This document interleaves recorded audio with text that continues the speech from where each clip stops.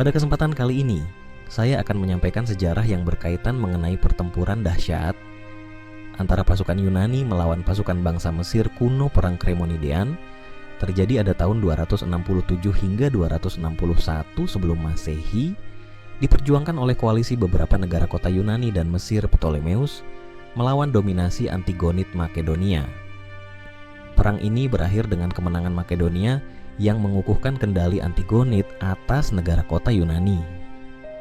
Athena dan Sparta berupaya memulihkan kemerdekaan mereka sebelumnya, sementara ambisi Ptolemeus Philadelphus di Aegea terancam oleh armada Antigonus Gonatas, sehingga ia membangun koalisi anti-Makedonia di antara negara kota Yunani.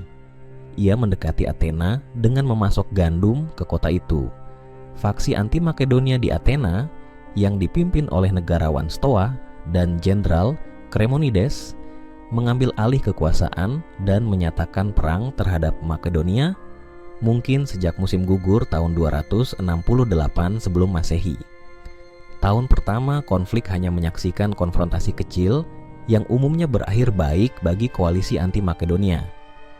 Setelah musim kampanye yang tidak menentukan tahun 266 sebelum Masehi, di mana Athena dibantu oleh armada Ptolemeus di bawah Patroclus, perang mulai berbalik melawan negara kota Yunani, dan pada tahun 265 sebelum Masehi, Antigonus memenangkan kemenangan yang menentukan dan menghancurkan di luar Korintus, di mana Raja Spartan Areus Propo pernah terbunuh. Dengan sekutu utama mereka dikalahkan dan terlalu lemah secara militer untuk menghadapi Antigonid sendirian, orang Athena menunggu di balik tembok mereka, berharap Ptolemeus dapat mengirim bantuan sebelum pengepungan yang tak terelakkan. Philadelphus tidak akan siap untuk melancarkan ekspedisi besar sampai setelah Athena telah kelaparan hingga menyerah pada tahun 262 sebelum Masehi atau 261 sebelum Masehi.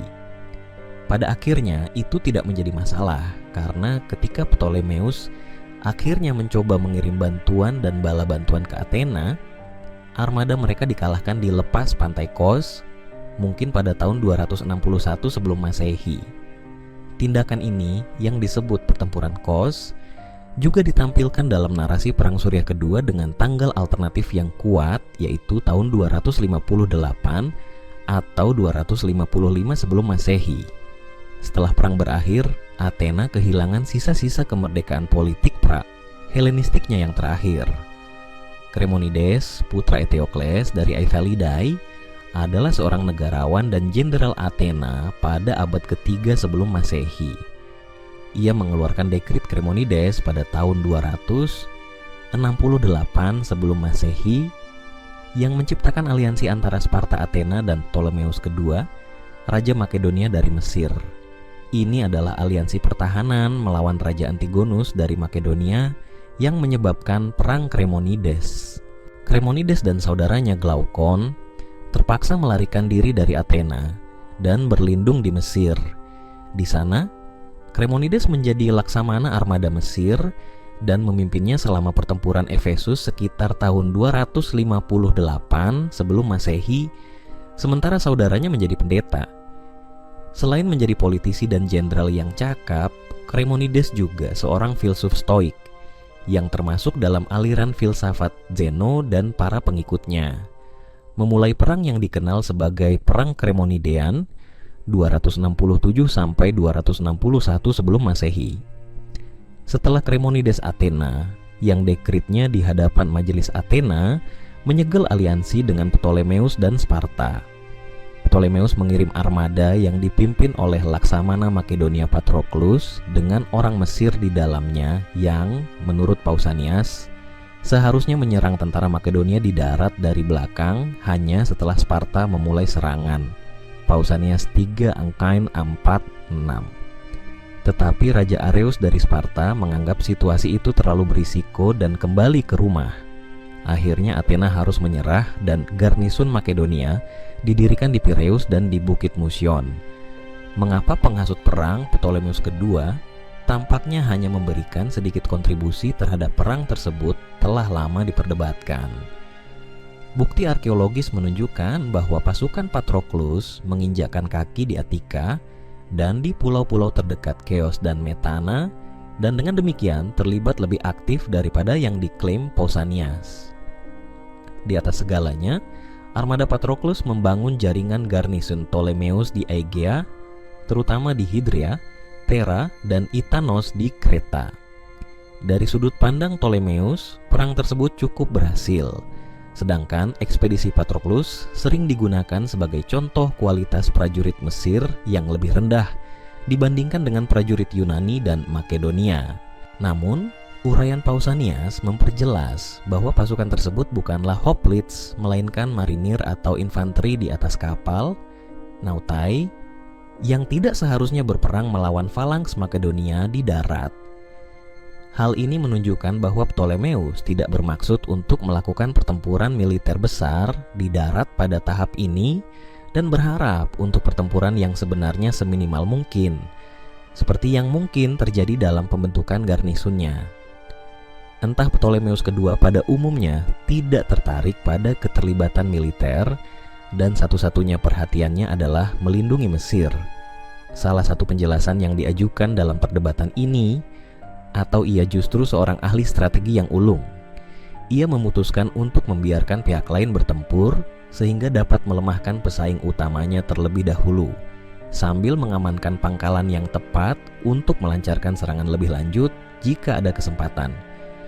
Sekitar waktu yang sama, pasukan yang dipimpin oleh Ptolemeus sang putra sedang mengonsolidasikan pengaruh Ptolemeus di Asia Kecil, Miletus, Efesus, dan mungkin Lesbos.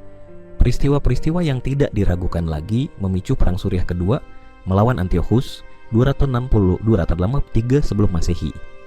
Dalam konteks ini, Antigonus yang mendukung Antiochus mengalahkan armada Ptolemeus yang dipimpin oleh Patroclus di Kos, Plutarch, Moralia 182, 545b, Athenaeus, 5 Dubat 200 83334 baik pada tahun 262 sebelum Masehi atau sekitar tahun 255 sebelum Masehi, pada tahun 255 sebelum Masehi atau mungkin tahun 258 sebelum Masehi, bangsa Rodia memenangkan pertempuran Efesus melawan armada Ptolemeus, kali ini dipimpin oleh Kremonides.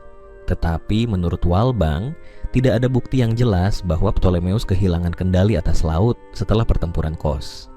Namun, Delos sekarang menjadi Antigonid, seperti halnya Andros pada akhir tahun 250-an, Plutarch, Aratus 12.2. Ptolemeus tidak lagi memimpin Liga Kepulauan yang segera bubar, dan ia kehilangan kota-kota penting di Asia Kecil seperti Miletus, Samos, dan Efesus ke Antiochus. Ptolemeus kedua juga kehilangan wilayah di Kilikia dan Pamfilia, tetapi terbukti sebagai diplomat yang terampil dengan menyegel perjanjian damai dengan pernikahan putrinya Brenis dengan Antiochus kedua. Ptolemeus kedua juga mampu mengonsolidasikan kehadirannya di Laut Hitam dengan mendukung Bizantium melawan Seleucus dan sekutu mereka pada tahun 254 sebelum Masehi. Pengaruhnya meluas hingga ke Crimea, di mana sebuah fresko dengan galai, mungkin 5 Penteres, dengan kata Isis terukir di atasnya ditemukan di Nymphaeum. Setelah perang, Ptolemeus kedua juga menempatkan sejumlah besar tentara di Mesir dengan memberi mereka tanah milik ulama sebagai ganti dinas militer, yang menunjukkan bahwa strategi Ptolemeus adalah mendemobilisasi dan mengurangi biaya tentara darat. Kunjungan Ptolemeus kedua ke Memphis dapat dihubungkan dengan pembagian tanah di Fayum.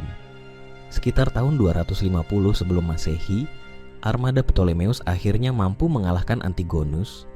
Menurut Aristeas Judeus 180-1 dan Josephus Antiquities Judaicae AJ 1293. Kita tidak tahu di mana pertempuran itu terjadi, dengan asumsi bahwa itu benar-benar terjadi. Akhirnya, selama tahun-tahun terakhir pemerintahannya, Ptolemeus mulai mendukung Liga Achaia secara finansial dan mampu mempertahankan pengaruh di Cyclades, terutama melalui garnison di Thera yang masih ada di bawah Ptolemeus Sigwans.